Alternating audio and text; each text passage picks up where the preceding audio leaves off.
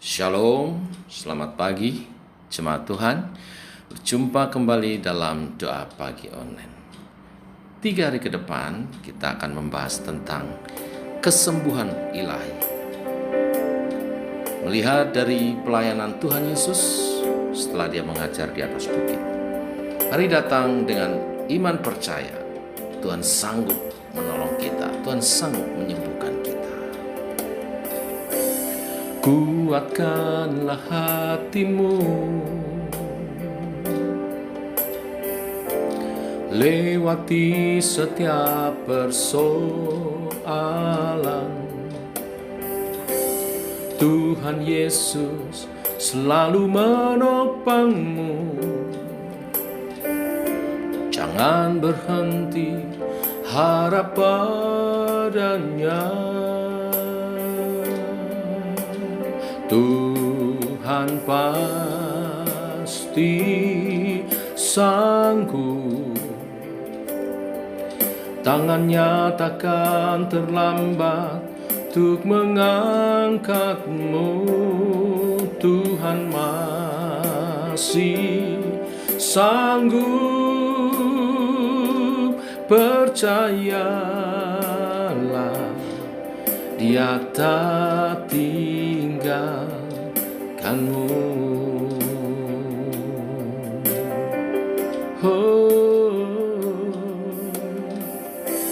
Kuatkanlah hatimu, lewati setiap persoalan. Tuhan Yesus selalu menopangmu. Jangan berhenti harap padanya. Tuhan pasti sanggup, tangannya takkan terlambat untuk mengangkatmu. Tuhan masih sanggup, percayalah,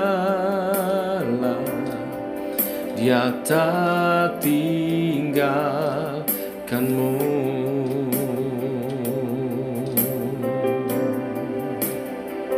Sesungguhnya Allah adalah penolongku.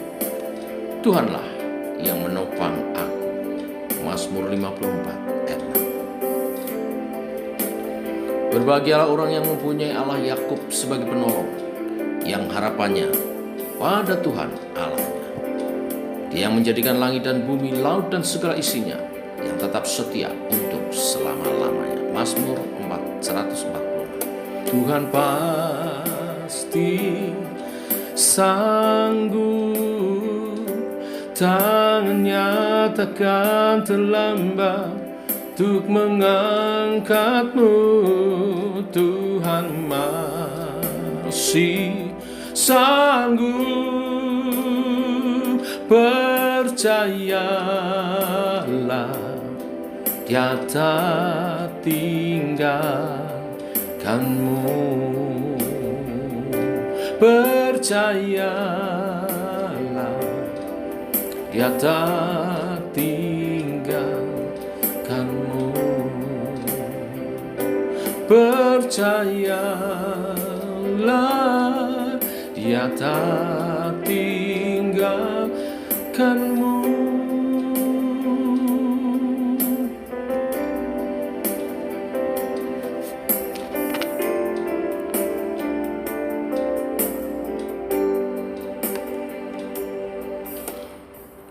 Kami percaya akan janjimu, akan firman-Mu yang ya dan amin, bahwa Engkau adalah Immanuel yang menyertai umat-Nya, yang ingin umat-Nya sehat, yang ingin umat-Nya berkemenangan.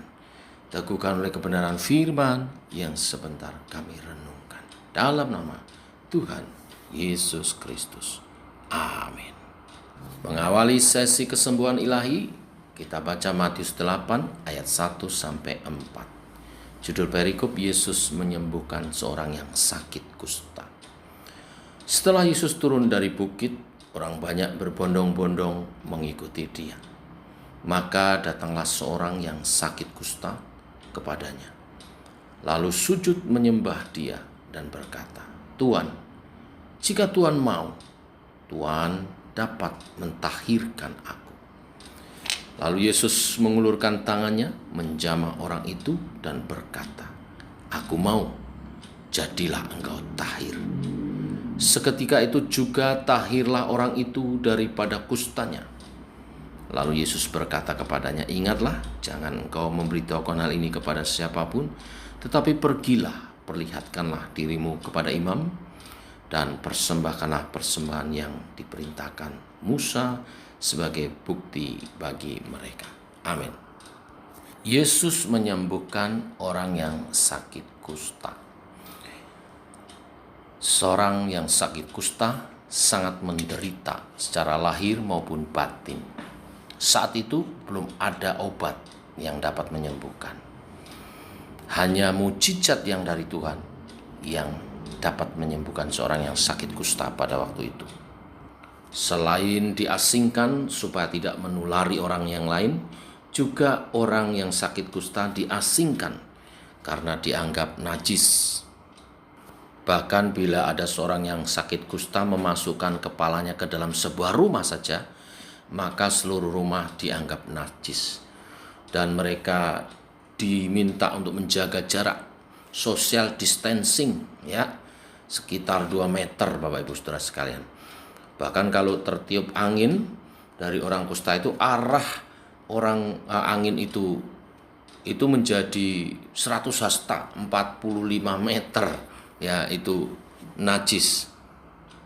Dan orang kusta yang disembuhkan Yesus ini orang kusta yang mungkin parah, ya, karena dikutip juga di Lukas pasal 5 ayat 12, itu dikutip dengan penuh kusta yang secara keseluruhan. Bagaimana dia mengalami kesembuhan ilahi? Yang pertama, orang yang sakit kusta ini datang kepada Yesus. Di ayat 2 dikatakan, "Maka datanglah seorang yang sakit kusta kepadanya." Dan tidak hanya datang, dia sujud menyembah dia dan berkata, "Jika Tuan mau, Tuan dapat mentahirkan aku." Langkah pertama mendapat kesembuhan ilahi adalah datang kepada Tuhan. Datang sujud menyembah kepadanya dan minta Tuhan menyembuhkan kita. Ayat 3 dikatakan, lalu Yesus mengulurkan tangannya, menjamah orang itu dan berkata, "Aku mau, jadilah engkau tahir." Seketika itu juga tahirlah orang itu daripada kustanya. Saat kita datang dengan kerendahan hati kita, menyembah Tuhan dan memohon pertolongannya, maka Yesus mau menolong kita. Yesus mau menyembuhkan kita. Yesus mau mentahirkan kita. Karena Yesus bukan hanya Tuhan yang berkuasa untuk menyembuhkan orang sakit, tetapi Tuhan yang mengasihi umatnya. Apapun pergumulan kita, sakit penyakit yang sedang kita alami, datanglah kepada Tuhan.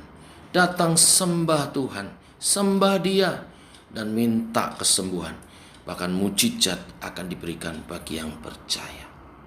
Di ayat 4, Yesus memberi pesan dan nasihat kepada orang ini. "Ingatlah, jangan engkau memberitahukan hal ini kepada siapapun, tetapi pergilah, perlihatkanlah dirimu kepada imam, dan persembahkanlah persembahan yang diperintahkan Musa sebagai bukti bagi mereka." Apa maksud pesan ini?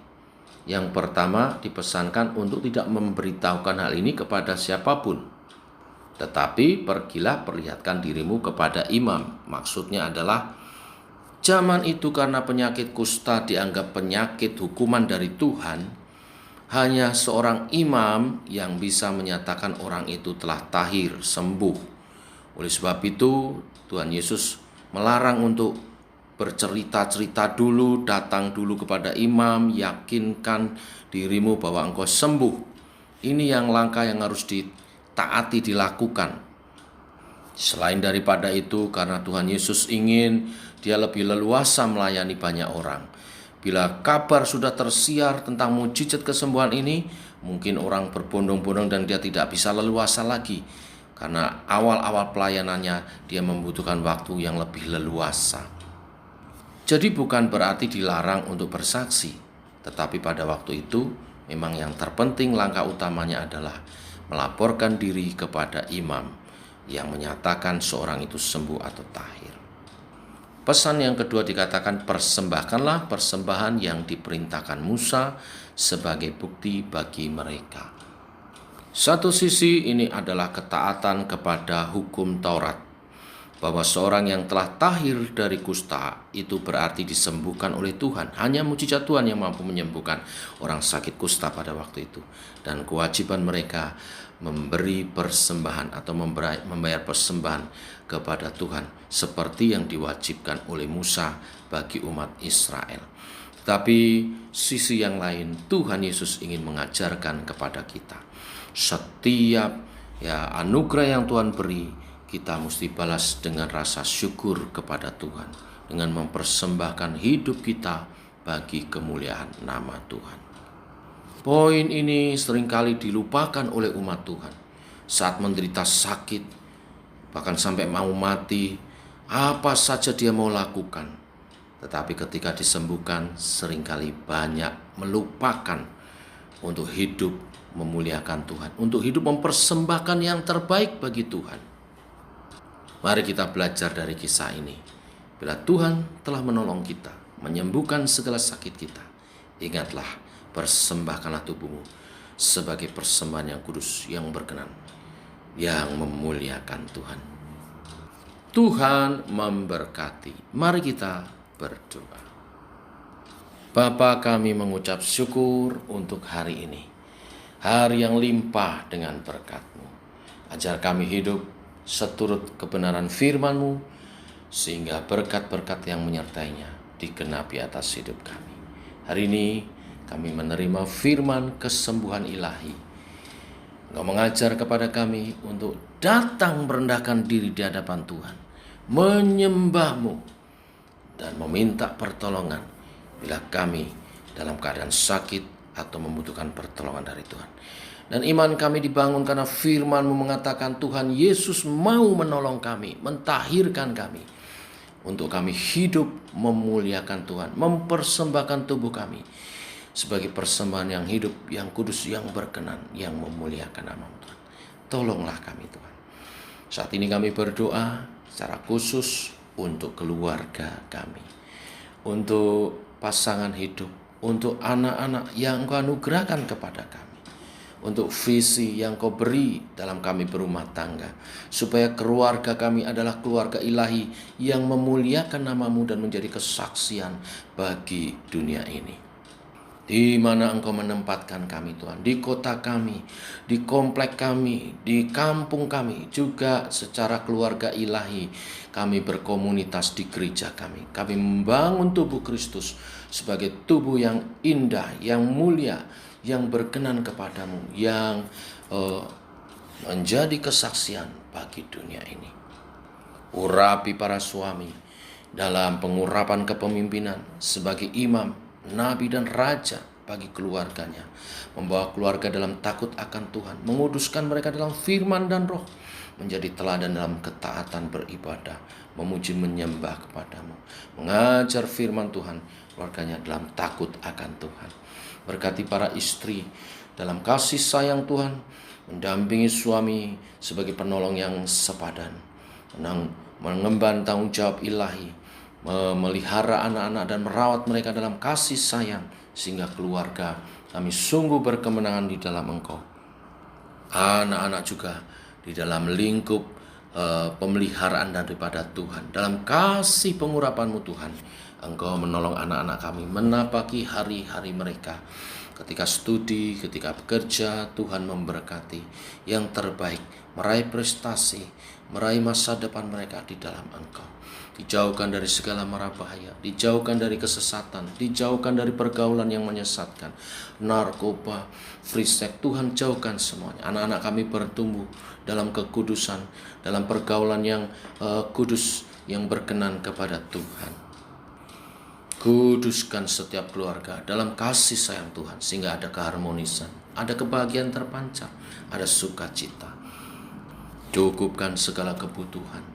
Berkati tangan-tangan setiap pria dan juga pendampingnya, supaya dapat meraih rezeki yang halal, yang baik, sehingga berkecukupan setiap keluarga. Tidak ada yang berkekurangan.